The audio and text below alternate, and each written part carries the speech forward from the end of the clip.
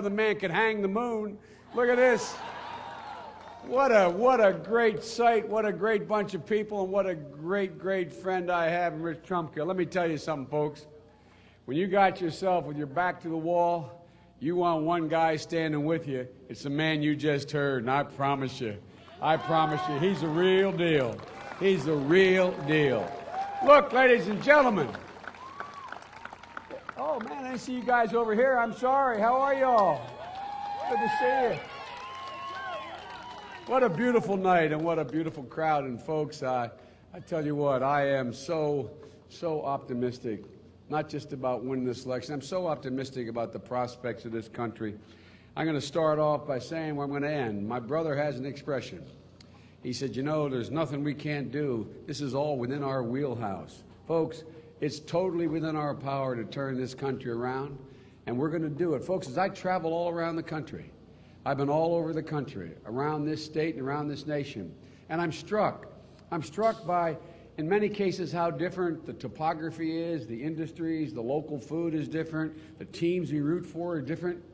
But one thing that is the same. The concerns of Americans, whether we're in Butte, Montana, or we're here in Marietta, or we're in Wilmington, Delaware, or down in Florida, the concerns are the same. This is the first election I've been involved in since I've been a 29-year-old kid in the United States Senate. The first one where every single place I go, the same concerns are on people's minds. They want to know, am I going to have a job next month? They never quite thought of it that way before. They sit around their kitchen table and they have conversations. There's some going on right tonight and right in this town and right in this state. They want to know whether or not they're going to be able to afford that MRI they're supposed to get tomorrow that their insurance company wouldn't pay for, or they didn't have insurance. A lot of people are lying in bed awake tonight. When they go to sleep, they're going to be staring at the ceiling. They don't have insurance, and they're wondering whether that beautiful woman next to them, their wife, is about to give birth. Whether or not when that child is born, they know that child, if it's born normally, it's going to cost thousands of dollars, and God forbid if it's a premature baby, it's going to cost them over $100,000, and they're going to lose everything. People are out there wondering, not whether or not I can put gas in my car, but for the first time in their life probably, can I actually fill the tank up? Do I have actually enough money to fill the tank? They want to know, and they're asking everywhere in this country.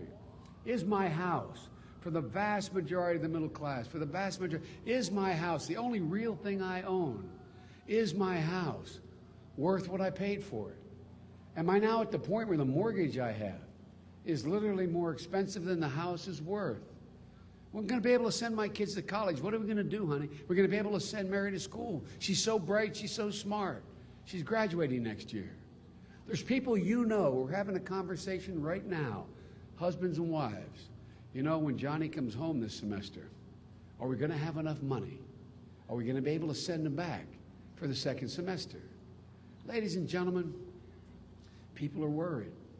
People are worried about whether or not they can now retire, or if they have to retire, whether or not they're going to have anything left to retire on.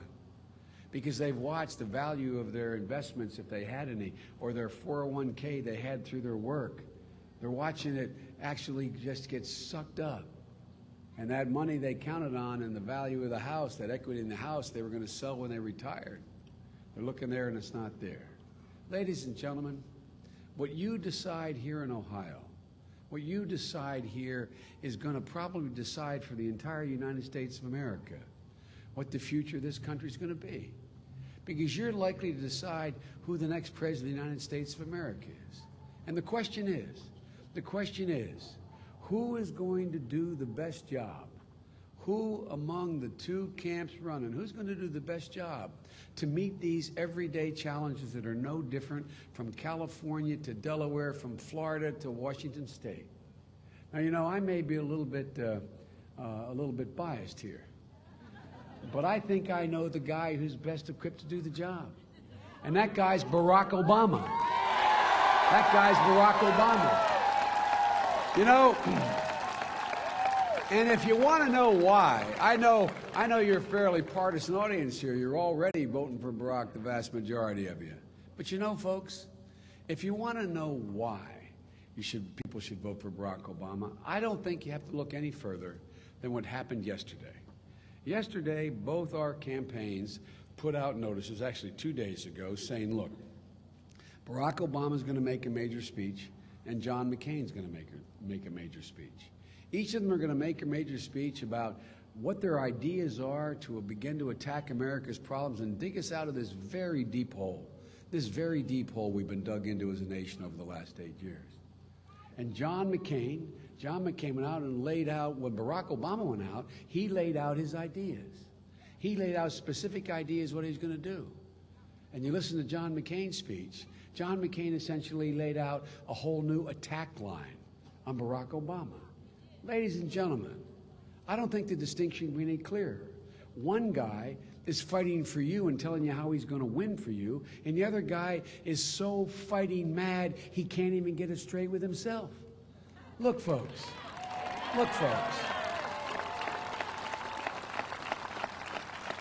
Let me give you a little fact. 100% of the ads that John McCain is running now are negative ads. Every single solitary ad, not one positive ad. You know these attacks don't hurt Barack Obama. They don't hurt me. What they do is they hurt the American people, because what they try to do is distract you from all the concerns that you have in your life. Although in John's defense, I can see why he'd want to distract you. Look, here in Ohio, the median income of average Ohioan has dropped $2,000 in the last 8 years.